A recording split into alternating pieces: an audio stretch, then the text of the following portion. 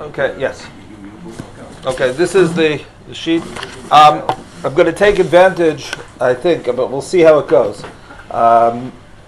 Someone commented, wow, a lot of makorot. So I'm taking advantage a little bit of the new format that it's the format that started last year. That it's that I'm here for a few weeks in a row. So we'll see how the makorot go. Theoretically, it could go in 1 week. It can also be spread out to 2 weeks, and it's the of these parshiot. So we'll see, and we'll continue. I just wanted to someone after the shir last time, again continuing the same idea. When I was had mentioned, I quoted the Rambam in Hilchot Talmud Torah, where the Rambam very much strongly criticizes those people who are learning Torah and being supported by the community, and we discussed how the Rambam himself was supported by his brother, but the distinction between being supported within the family by an individual who wants to do it, and that was the discussion that we had about Yisachar and Zvulun and its ramifications lahalacha. But after the shir, so someone pointed out, I don't know if he's here today, I'm not sure, but there's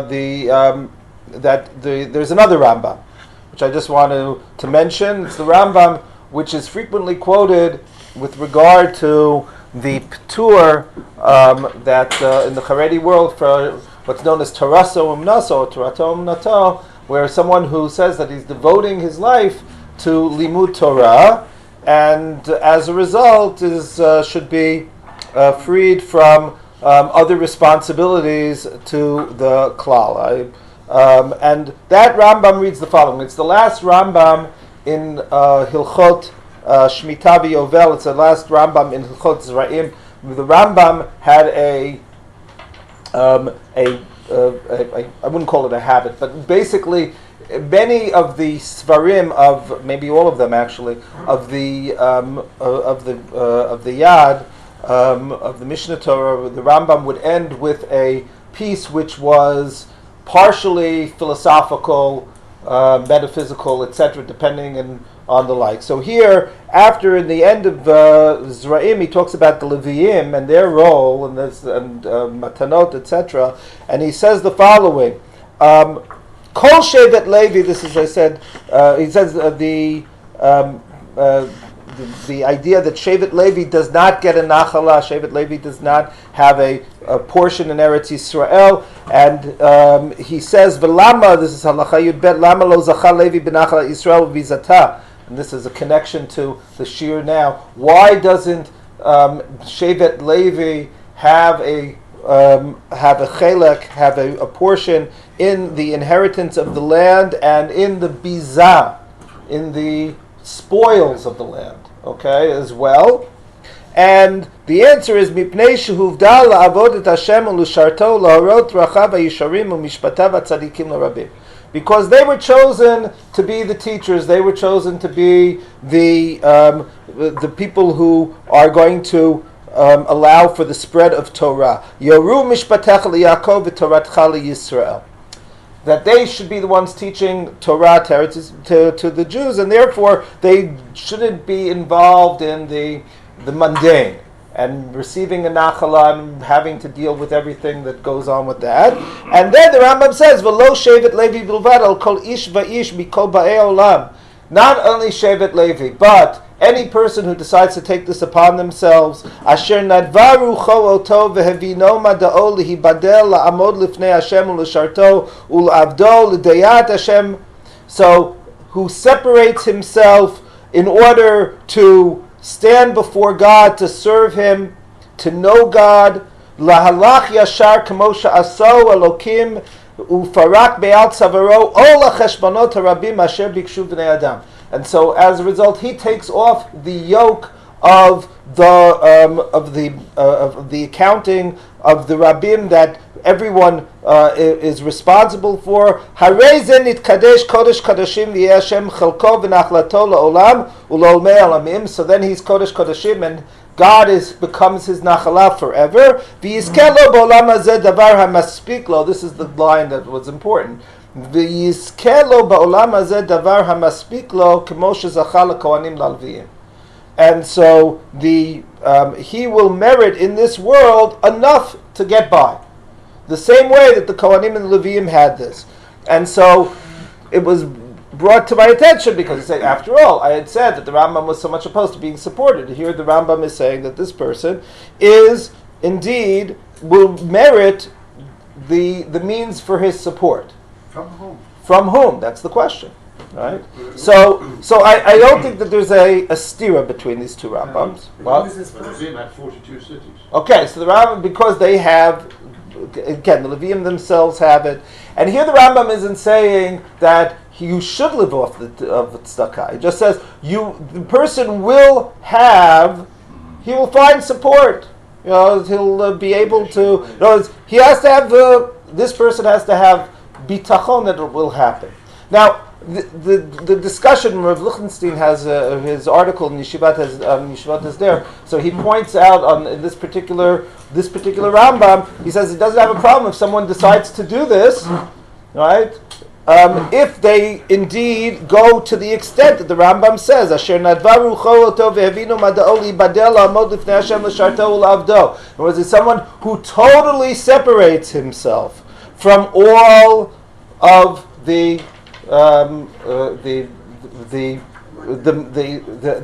day to day, right? That person, okay, so he deserves it, right? That's the and he says, okay, I'm not going to get into the question now in terms of the din of Torah Tom Nato, whether it is applicable today at all, and to how many, etc. I just wanted to mention this Rambam in this context because even though the Rambam is saying that the person will receive, it doesn't mean that a person should be going to, certainly not on a communal level, and certainly not in in organized fashion, to be having to be living off of tzedakah.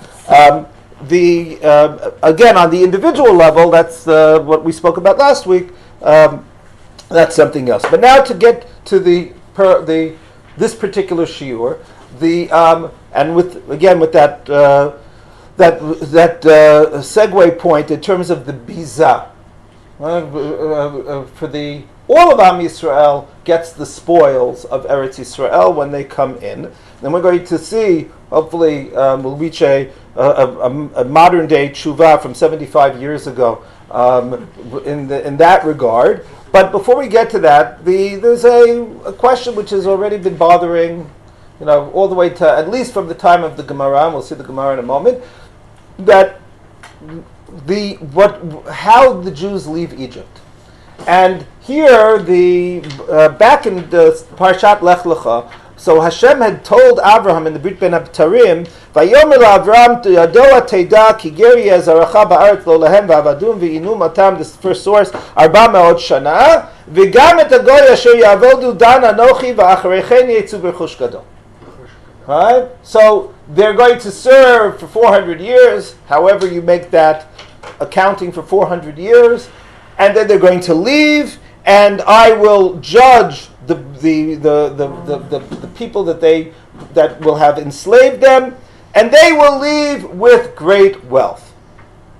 Okay, so that's a pretty powerful statement in terms of how they're going to leave with that great wealth. And why? And why? All of that isn't part of the discussion. It's not being told to Abraham. Abraham doesn't need to know. He just needs to know that there's going to be a very difficult period for the next few generations, and it will end, and they will come back to Eretz Canaan. How does it play out, though? So here, as we get a little bit closer, or a lot closer, and the second source, I brought the three psukim together, all in number 2, that here, in our parsha, and then in 2 times in Parshat Bo, we have a more of a description. And here it's beforehand. This is Moshe, or God speaking to Moshe at Har Chorev, Har Sinai. immediately after the story with the bush. V'natati et chen ha'am hazeh b'nei Mitzrayim v'haya ki telechun lo telchu rekam. So Hashem tells Moshe that the people will find favor in the eyes of the Egyptians, and when they leave, they will not leave empty-handed. V'sha'ala isha mishchenta umigarat beita klei chesed u'chlei zahav u'smalot v'samtem al b'neichem v'al b'notechem v'nitzaltem et Mitzrayim. So, v'sha'ala, a woman will request from her neighbor and from the one who lives in her home, her Egyptian neighbors, be they silver, gold, clothing, and they will be placed on your children, and you will nitzaltem et Mitzrayim. You will take advantage. You will be able to fully take advantage of Mitzrayim. That's in the future. What happens as we reach, 8 prakim later, as we reach Yetziat Mitzrayim? So now, immediately the night before, Daber na ba'aznei ha'am yishalu ish me'et re'eu v'isha me'et re'uta klei chesed v'klei zahav. Requested. V'yiten Hashem et chen ha'am b'nei Mitzrayim gam ha'ish Moshe gadol ma'od be'eretz Mitzrayim b'nei Paro b'nei ha'am. So, it seems as though the Egyptians are happy to give the goods. Next pasuk. Uvnei Yisrael asuk idvar Moshe vayishalu miMitzrayim klei chesed klei zahav u'smalot. The end of Parak Yud Bet. V'Hashem natan et chen ha'am b'nei Mitzrayim vayashilum vayinatzlu et Mitzrayim. They asked, they borrowed. It's another word for the shelah, and they took full advantage of Egypt. Okay, that's this story. Now, this, as I said, creates the question. If indeed the term she'elah is to be understood as being borrowed, which is the way that it's frequently used in Tanakh and in Sefer Shemot in particular, so then it's somewhat disingenuous on the part of the Jews. They're borrowing something, they're not returning it. How could that be? So here, the Gemara tells us an incident that took place about roughly 1,000 years, a little bit more than 1,000 years after Yetziat Mitzrayim, in the time of Alexander the Great. Shuv pam achat ba'u b'nei Mitzrayim ladun im Yisrael lifnei Alexandrus Mokdam. So the Egyptians of that era, remember this has now been unified, the entire Near East has been unified under the rule of Alexander, and Alexander from our perspective is someone who is viewed positively, at least it seems as though he was very much, we'd have very little record of it, but he seems to have been favorably attached to the Jews. And there are other stories in the Gemara to that effect as well. There's certainly a Mesorah. Alexander is one of the few non-Jewish names which has, through the generations, remained a Jewish name. Amrulo, Harehu Omer, and there was a misprint here. The Hashem, I don't know how that Gimel Vav got in there. Hashem Natan et chen ha'am be'nei Mitzrayim vayashilum. So the Egyptians come to Alexander and say, the Jews have this pasuk that we just read, that God made the Egyptians find favor, the Jews find favor in the eyes of the Egyptians, and they borrowed. Okay, it's been 1,000 years, but we've held on to the receipts. We would like our goods returned to us. Okay. Amar Gavia ben Psisa. Right? So there was this Jew. We don't know anything much about this person. He appears, to the best of my knowledge, only in this Gemara. But it's Gavia ben Psisa, and he basically said, let me answer. He was not considered to be one of the learned people. So he said basically, if I lose, you'll say, well, Gvia ben Psisa doesn't really speak for us. And if I win, so you'll say even Gvia ben Psisa can beat the best of you. Okay? So you have nothing to lose. Anyway, they let Gvia ben Psisa do the talking. And I just skipped that. I just let you know what it is. Af ani lo avi lachem raya min Torah. You brought a proof from the Torah, I'll bring a proof from the Torah. Shene'emar, again, I don't know where that dollar came from. Umoshav b'nei Yisrael asher yashvu b'Mitzrayim 30 shana va'arba ma'ot shana. They were in Egypt for 430 years. That's Perek Yud Gimel, Perek Yud Bet Pasuk Mem Gimel. Tnu lanu schar avodah shel 60 ribo, sheshibate b'Mitzrayim 30 shana va'arba ma'ot shana. So, okay, we're willing to, now, he doesn't expect them to know the Torah Shabbat Peh. They weren't really in for 430 years. And how you make the 430 years, they're only there for 210. Okay, fine.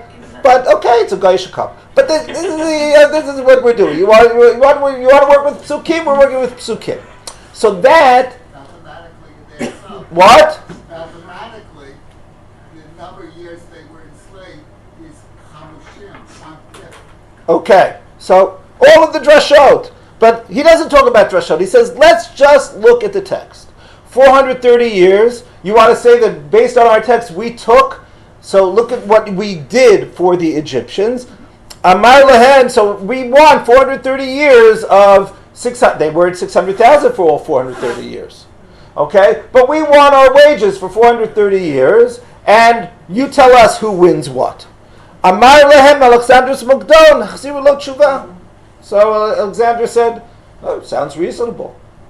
So give them an answer. Amru lo tnu lanu zman shlosha yamim. So the Egyptians asked for 3 days, the Egyptian delegation. Natan lahem zman badku v'lo matzu tshuva. They didn't have an answer. Miyad hinichu sadotehen kshein zruot, karmehen kshein nutuot, ubarchu.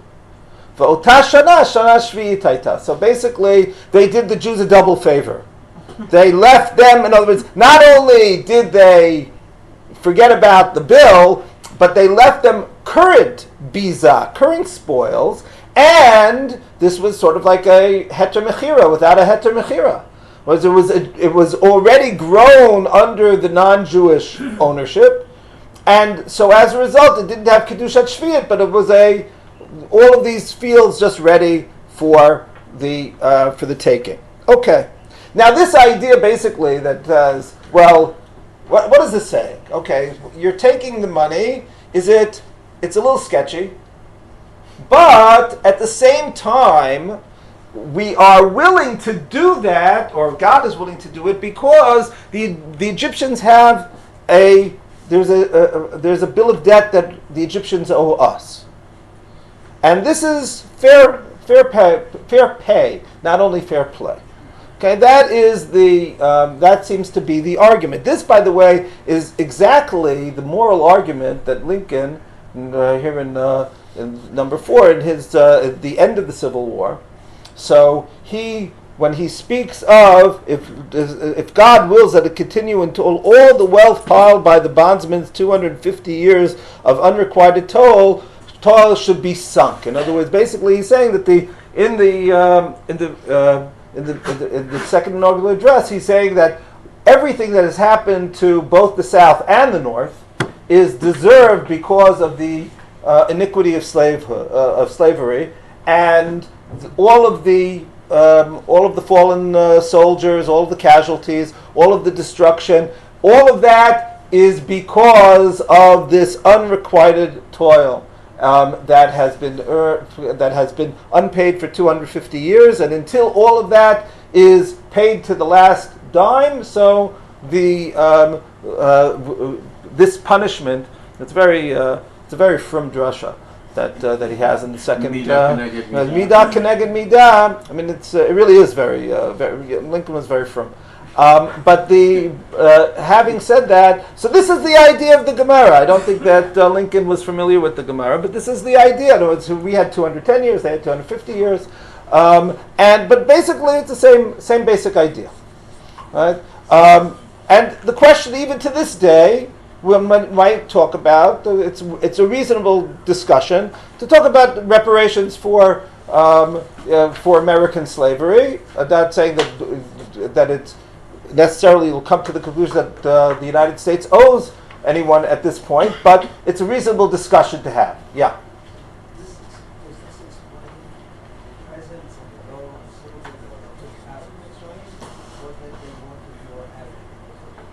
This is all of the, whatever they took from Egypt, the Gemara is saying, why was it reasonable for them to take it and for them to perhaps present it in a dishonest way, namely by Yashilum, is because they were owed the money. This is the idea, yeah. There was also the same discussion between Ben Gurion and Begin about collecting money from Germany from reparations. And in the Knesset, at that time in the 50s, there was a poverty, or there was a problem economically in Israel, and Ben Gurion used the pasuk V'achrecheni etzu b'chush gadol. That was it. So it's not exactly the same thing, but the idea of reparations is, it's hard. It's, Begin had his very moral approach, and it was and Ben Gurion was much more pragmatic in that regard.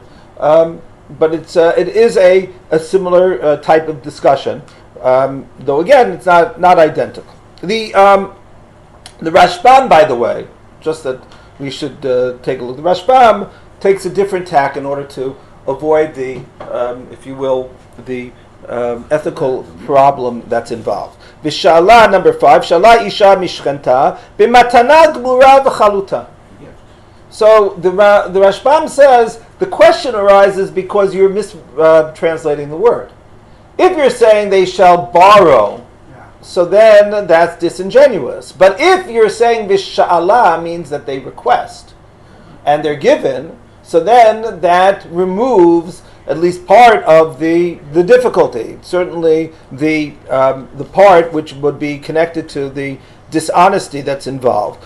B'matana sharei katuv v'natati et chen ha'am. This is the idea that God is saying they will be given, they'll find favor in the eyes of the Egyptians, so the Egyptians are willing to give it to them. Kemo sha'al mimeni ve'etena goyim nachlatecha. And then he brings a pasuk that ask of me and I will give you the land of the Gentiles as your nachala. Zehu ikar pshuta u'tshuva laminim. This is the answer to those who attack us. And they never borrowed, they were never dishonest. They said, we would like our wages and we're going.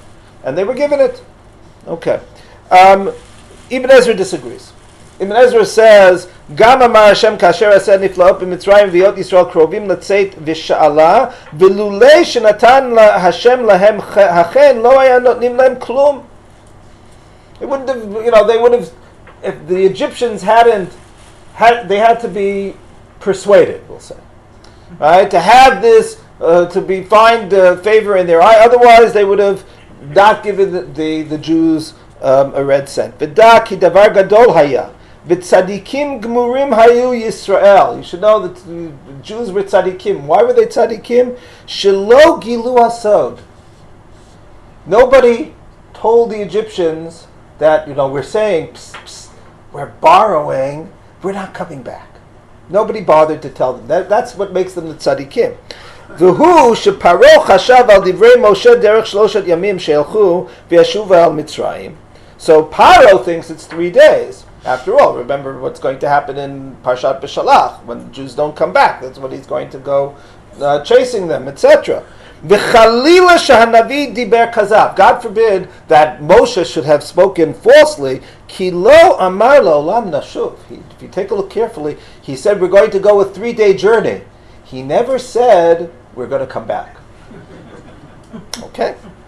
V'chokhmat Hashem niskava midateinu. So it seems to be that the Ibn Ezra is uncomfortable with it, because even saying so, he still says that God's wisdom is greater than ours, meaning that we can't really totally understand. I'm giving it's a wink wink, we never said we're coming back, but nevertheless, not totally, this is the way that God wanted to work. why did it happen this way? So one was ha'echad sheitnu lahem klei chesed v'klei zahav, v'ilu yadu shelo yashuvu lo hayu notnim. So one simply is so that they would give us this, because if they hadn't thought of it as being borrowing, they would never have given it in the first place. V'davar sheni sheitba paro v'chelo. They had to create the ruse in order, or God had to create the ruse in order for Paro to chase them to Yamsuf. Had Paro not expected them to return, there never would have been a Yamsuf. So that was the reason. Was basically saying, why did God tell them? Okay, fine, Moshe never lied. Okay, I get that.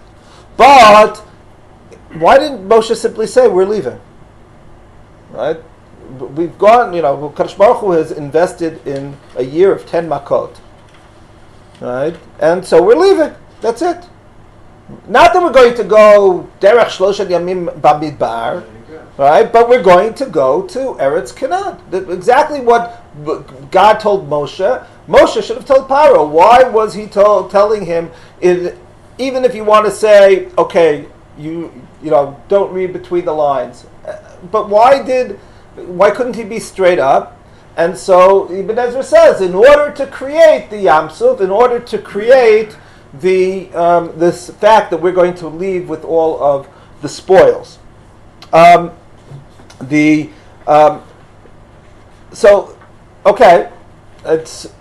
Ibn Ezra explains it, but you can see he's uncomfortable with it, and that's why he says explicitly that Chochmat Hashem niskava midatenu. But he's explaining the rationale behind it, but he still doesn't totally understand why it was why couldn't have happened, unless he's saying that it was important for Yamsuf. Why couldn't if you can do everything else in the Makot, why couldn't you give the Rechush? That's not totally clear. Jumping ahead about 600 years after the Ibn Ezra, so Shadal takes the same idea but explains it in a more modern way of looking at it, and he says the following: Vishala en safek shahaya ze ma'aseh tachbula. Let's call a spade. This was subterfuge. Ki hem lo amru lahem shelo lashuv od elo lelachet derech shloshet yamim v'lashuv gam lashon she'ela yadua shu al menat lahachzir. In other words, it's a subterfuge. It's true. You can read the word she'ela the way that the Rashbam reads it, that we are taking. But the word she'ela, generally speaking, means to borrow. And you can read it, Shloshet Yamim is where we're going to be doing the Avodah on Har Sinai. It's a 3-day journey. But it doesn't, the implication that we're not returning or that we are returning is there. And we can't simply say, okay, it's a subterfuge. It was said, it was said in a way to confuse. V'ha'emet ki zeh tachbula me'et Hashem al derech sim lecha orev la'ir me'achareha eglat bakar tikach biyadecha v'amarta lizboach l'Hashem bate. He just brings two examples, one on a national level in terms of placing an ambush on a city and drawing out. It's the battle of the Eye. It's drawing out the inhabitants, them thinking that they are actually there, that they are winning the battle when really the attacking force is lurking behind them. So that's subterfuge in war. Or on a personal level, where Shmuel is told to tell Shaul why is he going to Beit Lechem, because he wants to bring a korban there, and really he's going to try to find the son of Yishai, David, to be the new king. Yeah? Correct me if I'm wrong, but doesn't Pharaoh tell Moshe, you shall not see my face again? And if that's the case, then he doesn't expect to see him again. He doesn't expect him to return. He doesn't expect him. He doesn't. When he says that, he's not saying you're going to leave with 600,000 or 2 million people and you're never going to see me again. What he's saying is that I'm kicking you out, right? You want to, and you're not. Nobody's going anywhere, and you're never going to see me again.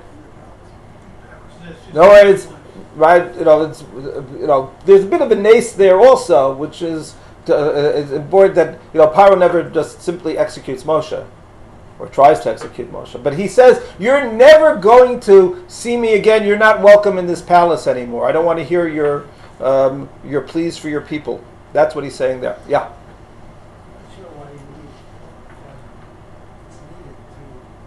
all this justification as though you did something wrong.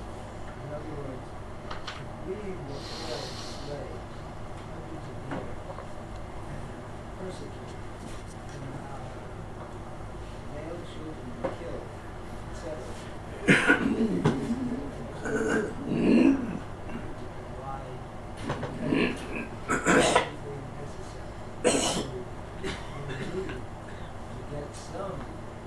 Okay, we're going to come to that. I agree with you. I just want to show you how, through the generations, there is a certain discomfort with this, and the question is, should there be discomfort? Right. This is the prelude to the shir in terms of taking spoils of war. Yeah. I'm sorry, I can't hear. This is a way of responding to other people. We might say this about you. Okay. So I just want to show you there's a certain development. I will come back to, I'll even go, because of the comment, I'll do it a little bit different order than I intended. We'll come to, just give me one more minute. So here in Shadal, what he's saying in effect is that it's a legitimate, it's a legitimate action, certainly in wartime, to try to confuse the enemy. Right? You don't go and broadcast to the enemy exactly what you're planning on doing. Right? To allow them to escape, to allow them to take advantage of your side. You're fighting a war, and all's fair in war, at least. Right? I don't know about the love part, but certainly in war. All right, so this is, it's fair. This is what you expect. You don't want to, if you are attacking, you want to confuse the enemy. And it happens in both sides, and unfortunately, as we all know, we've also fallen victim to that, and so that is a part of warfare, and that's what's being fought here. So the Shadal says, in effect, yes, I recognize that there was subterfuge, but that is what should be expected under the circumstances. Okay, so that, yes. What about from the side of the Egyptians? When people have many misdemeanors behind them, and then they go and they give tzedakah. They know they've done bad, they've done terrible things, and we've had plenty of people do that. But then they give a wing into a hospital. Okay. Or some other very big form of donation. And it helps them. They can walk into the darkness, into their old age, feeling they've redeemed themselves. It's a feeling, you've known that, the money they acquired through many things, through illegitimate means, and through hurting people. But it helps them. It redeems them. We offer the Egyptians an opportunity to feel a catharsis that we know they were in need of. And I'm thinking that hasn't been brought up in the... No, it's not brought up. And the commentaries.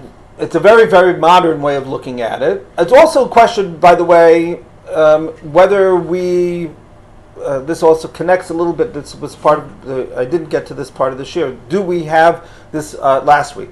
Do we have this concept of redemption?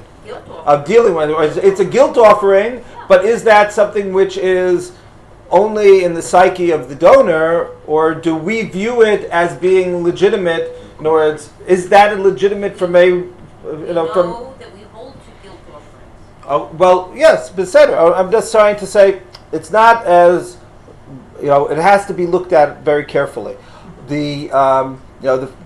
When people to do the whenever you mentioned wings of hospital, I don't know if you have anyone in particular in mind, but I'm just or yeshiva, etc. Fine. Whenever you have that or discussions about it, so I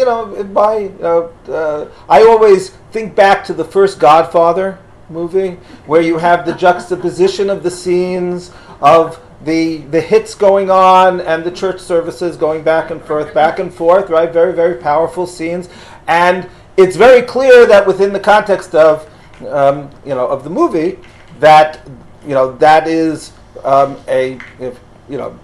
of the expression. It's a chilul Hashem of what's going on, and so I think that there's also the question of the chilul Hashem in the other direction when people give it.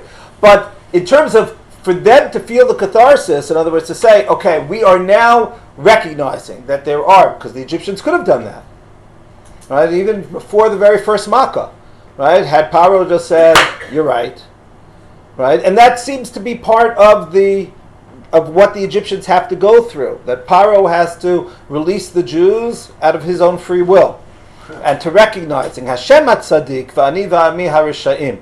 Right? God is a tzaddik, and my people are the Risha'im, is what he says after the Makav Barad. And if he's willing to give them up at that point, great, everything's good. There's a catharsis, good, yes. So here the only question is whether perhaps that could be, then why the subterfuge?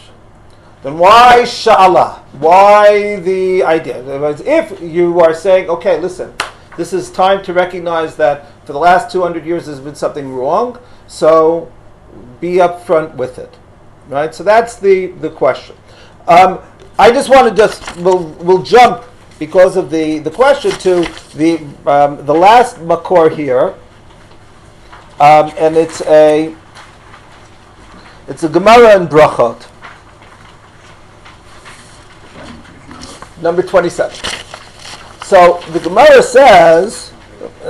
I planned on getting to it after the discussion, but we'll come to it now, and then we'll come back to the halachic discussion. Amar Kadosh Baruch Hu LeMoshe, b'vakasha mimcha, lech emor lehem liYisrael, b'vakasha michem, shalu mimitzrayim klei kesef klei zahav, shelo yomru otot tzadik. Why am I doing this? Right? So God tells Moshe, as it were, that tzaddik, meaning that Avraham in Shemaim shouldn't be able to say, "O avadum ve'inu otam kiyem bahem." In other words, if the Jews leave right now, so Avraham will say, "You know what? You were your nevuah to me, Brit Ben Tarim, was on the money when it came to the Jewish suffering." Ve'achreichen yetzu b'rechush gadol lo kiyem bahem. Right, but there isn't this. Well, what happened? Amrulo ulevai shenetze b'atzmeinu. So Moshe responds to God, listen, we're happy just being free. That's enough. We don't need all of the wealth. Mashal adam shaya chavush b'beit ha'asurim. So is a person who is wallowing in jail. V'hayu omrim lo b'nei adam motziin otcha lemachar mibeit ha'asurim v'notnin lecha mamon harbeh. Don't worry, tomorrow you're going out and you're going to also get a fortune. Omer lahem b'vakasha michem hotzienu hayom ve'eni vakesh klum. Right? You know what? Don't take me out tomorrow. Take me out today, and I don't need any money. Right? It's we're living in this. 133 people, captured right now, could say this line right now. V'yashilum amar Rabbi Ami milamed shehishulum bal korcham. Right? So that it was taken from them against their will, or against their will. Ika da'amrei bal korcham de Mitzrayim, v'ika da'amrei bal korcham de Yisrael. And now there's a machloket in the Gemara when the statement that was said that it was against their will, whose will? The will of the Jews or the will of the Egyptians? What does that mean? Man damar bal korcham de Mitzrayim dichtiv gonot beit bayit techalek shalah. And that is again not that, I don't know, certain letters just popped up in psukim. The pasuk is unevat bayit techalek shalal. I don't know where the gimel came from. Man da amar bal korcham di Yisrael mishum masoy. The second one is almost humorous. Is that the Jews complained, right? They had to take it, right? Because the Gemara is saying they had to take it because there was a nevuah. The Jews didn't want it. Why wouldn't they want it? Because it's a schlep. Yeah. Right? You know, you have to take that. There's all this gold, all this silver. On my back. What? I can barely put dough on my back. It's going to not even rise. You're telling me to take all of this? It's a funny Gemara in this regard. That's the Bal Korcha of the Jews. Bal Korcha of the non-Jews, that's a little more serious, and that's based on this pasuk here in Tehillim that you see beneath it. Malchei tzvaot yedidun unuvad bayit techalek shalom. The kings and their armies are in headlong flight, right? And the housewives, nevat bayit, are sharing the spoils. The idea here is saying that I think the Gemara is saying Bal Korcham de Mitzrayim, they're taking it against their will. Why? Because unapologetically, this is part of war. In other words, if the Jews had in our parsha, the drasha that Rashi brings, when Paro says at the beginning of the parsha that the Jews will rise up and leave the land, and Chazal say, and Rashi brings it in our parsha, that the fear of Paro wasn't that the Jews would leave. This is at the onset of the enslavement, but that the Jews would expel the Egyptians. Right? That basically Paro was saying it in a way which was politically correct. He didn't want to express the whether it's a subconscious fear or it is some Paro was being politically savvy. Doesn't matter to me. The point is that the Jews, in theory, had we not going back to Eretz Canaan, simply a slave uprising led by God, we'll take Egypt. And what would have happened if we took Egypt? We would take Egypt. Everything, right? So that's a legitimate part of warfare. And we didn't take Egypt. So we took out of Egypt. We took the shalal with us. We fought a war, or God fought the war on our behalf, and we were given the shalal. It doesn't totally answer the question as to why didn't they say we're taking the shalal. Why it still has the question of the 3 days, and why does that have to happen? But you can look at this without the apologetics, and without saying that there was an ethical problem that was involved. We fought a war. We won the war. And part of the war is that you take the spoils of war. That's part of it. Now, this was all, if you will, to connect it to what the parshiot that we're reading, but I want to also get into the halacha question of what are the spoils of war, and to what extent is it legitimate? It was not legitimate. So, for example, just to, and then I'll take the question, just to introduce this to, if we go now to the next page, a shaila that Rav Rimon received in just a couple of months ago. Shaluni chayalim al gvul Aza, ha'im nitan lakachat tziyud shenishar bebatei anashim. Oh, I'm sorry. This is after the sources. It's on the back sheet here. It's the one with Rav Rimon's letterhead. Okay, this is the question. Ha'im nitan lakachat tziyud shenishar bebatei anashim. All right. So can we basically loot the houses of the inhabitants when we come in? Hachayalim biyaru shemidubar batim sheomdim lifnei harisa.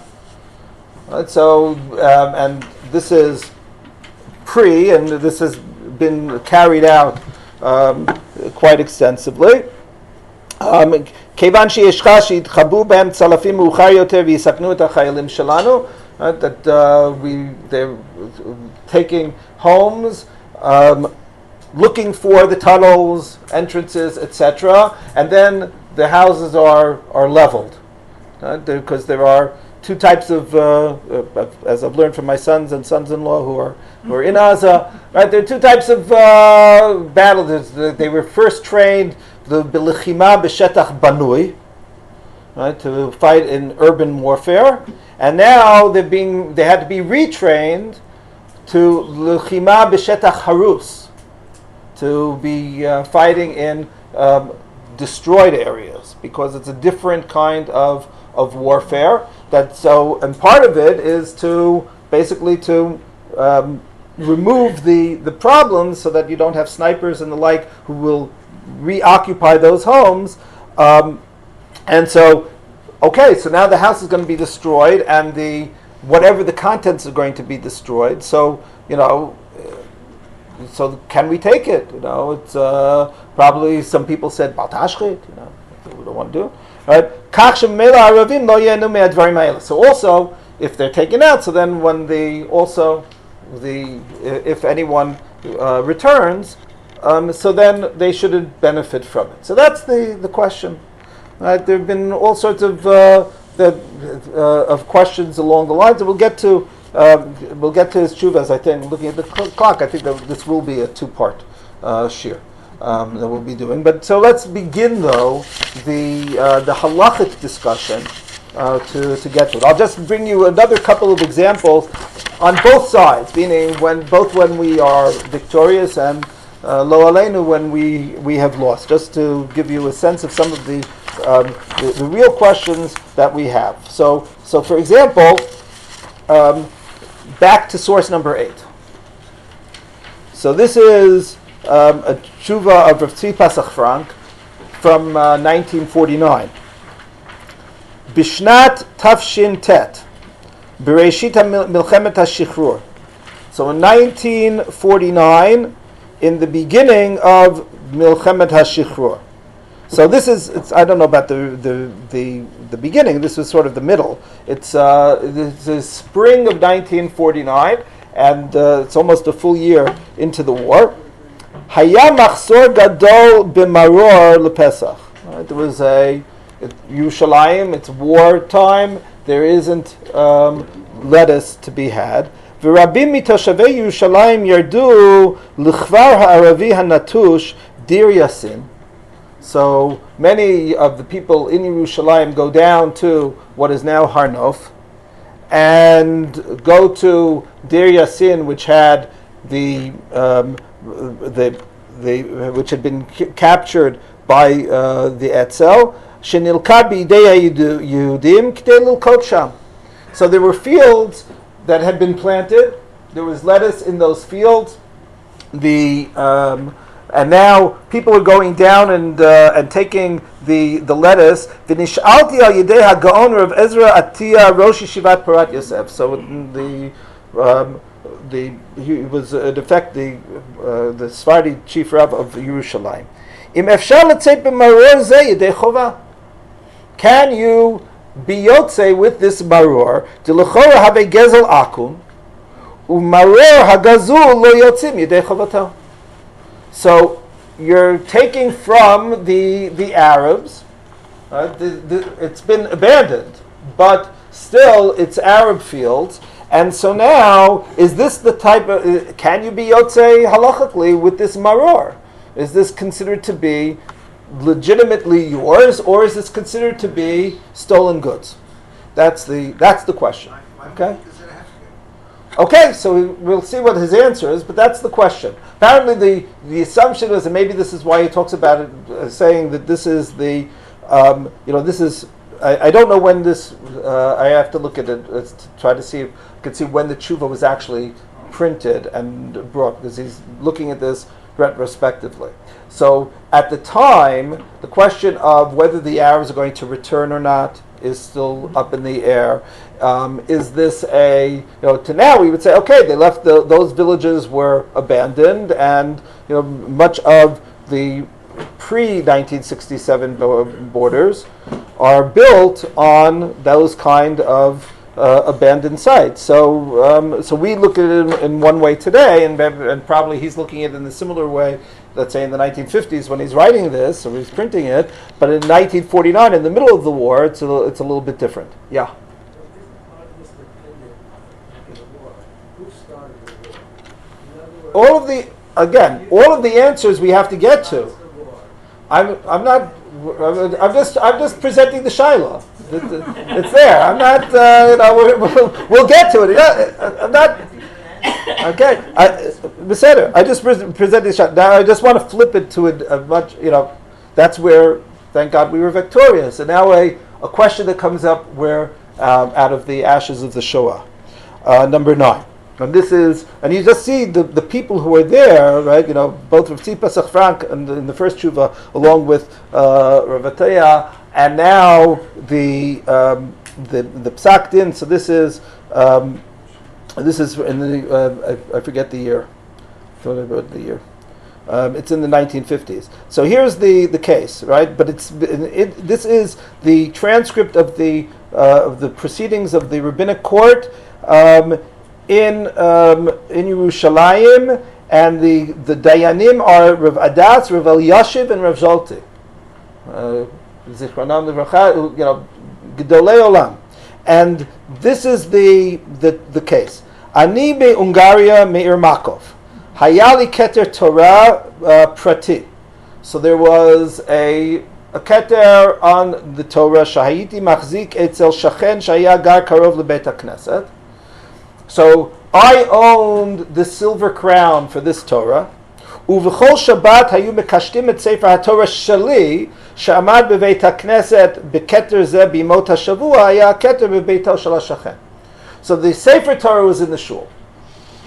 The keter was kept, I guess, probably for safekeeping in the neighbor's home. Was the shul? People could come in and out. They didn't have the type of Aron HaKodesh that we have today, which are, basically vaults. So there was a concern someone would steal the keter, and so that it was kept for safekeeping in the neighbor's home. Hanatzi ma'ungarim shadadu et keter Torah imtzitz mi beito shel hashachen yachad im shar kesef hazav sheshadadu mikol hayudim.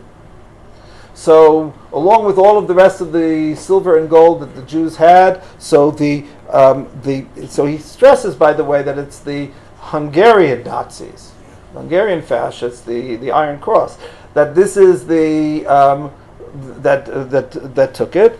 We'll see, I guess, next week that might be an important factor. B'chol hamoed Sukkot Shana Zo. So now, fast forward to Eretz Yisrael. Chol HaMoed Sukkot, this year, as I said, it's in the early 1950s, Vikarti Bahar Tzion, V'sham Ra'iti et HaKeter Sheli. I came to Har Tzion, which was outside of the walls, and that was the extent of the Jewish hold in Yerushalayim. That's where right before what was the no-man zone. And he sees his keter. Nichnasti lemisrad ubikashti shiyaru li et haketer. So I requested to look at the keter closely. Umasarti et simanav. And I gave simanim that you could find on the keter. Shem avi v'imi charut ala keter. So my mother and father's name were engraved on this keter. Shamash Beit HaKnesset Shel Hayara Shalanu Gimel Hagar BiYerushalayim Yodea Et Kol Zeh V'Hu Yachol Asher Et Dvarah. So there is this other person who survived from Makov who was familiar with this story, and he can corroborate. Ani deresh b'chol tokef lachzir li et haketer Torah sheli tekef miyad ki keter zeh naaseh l'shem sefer Torah zeh shnimtzia etzli b'Beit HaKnesset b'Nevei Sha'anan b'Chaifa. So he was able to get the Sefer Torah out, and now he wants to reunite the Sefer Torah with the Keter. V'ani rotzeh lachzir haTorah liyoshna. And I want to literally return the crown to its previous glory. Tshuvat Nikba. So it's coming to Beit Din. That means that in Har Tzion they don't agree. So why don't they agree? Why won't they give them the Keter? Right? So we agree with the facts. Yes, this particular crown belongs to this person. But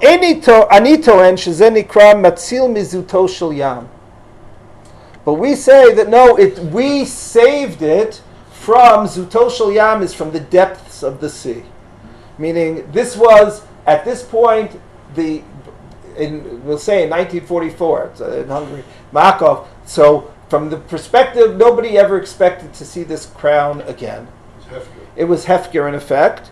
Ki barur shebimei hashoah nityashua ba'alim mimenu, v'im ken paka balut min haketer. So, we understand all of the emotions that are involved. But the original owners lost title to the property during the Shoah. V'yesh lanu haschut lishtamesh bo. They lost hope. They give ownership. They never expect to see it again. But often alternatively, b'mikra beit din yifsok she'haketer Torah shayach latovea. So if you're not going to agree with us and you're going to say that the crown has to be returned, ani doresh l'chayev et hatovea. So then we want to receive our own compensation. Besach 50 lira Yisraeli. This is early in the state, so the time it was when the state was founded, the lira, right, which became 1,000th of the old shekel, which in turn became, I think, 100th of the new shekel. So you can do the math, okay? So, but when the state was founded, it was the Israeli pound, which was staked at the same share as the British pound at the time, which was worth $5. Okay, so you can do all of the math. But in any event, this is 50 lira Yisraeli, so it's about approximately $250. Okay, of that time, given inflation, etc. So it's probably worth, we'll say, roughly $2,000 in today's. I didn't do that math. How much? So it's a significant sum. Heyot v'hayu lanu hotzaot b'kesher la'avad kol tashbishei kedusha shmiratam. In other words, we have been. It's in Har Tzion, but it didn't just, magically transport itself to Har Tzion. We had to get it to Har Tzion, and there were expenses that were involved, and we've been paying. So we would like compensation if we believe it belongs to us at this point. But if you're going to say, for whatever the reason, lifnim mishrat adin, whatever you want to say, that it goes to the original owner, but we want to be compensated, and that's the court case. So here you see two different cases, and as I said, the first case is where we are on the victorious side. Here, the second case, it is after the Shoah, and the question is, okay, has there been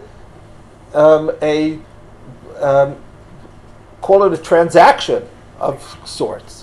Has ownership been transferred in the case of the keter, and lahavdil in the case of the maror, right? What? Well, that's what next week is for. Okay, so we'll stop now, right? And we will begin the halachic discussion of a lot of different concepts. We have to talk about, this idea of zuto shel yam, right? If a person loses something, at what point, you every now and then get those feel-good stories about people, returning a wallet after 65 years that someone finds it, and etc. All of these things is that halachically valid? Do you have to return the wallet under those circumstances, etc.? Is it different when things happen during war? Does it matter if we are winning or we're losing? Right? Does that make a difference? So all of these discussions, Bezrat Hashem, we'll do next week.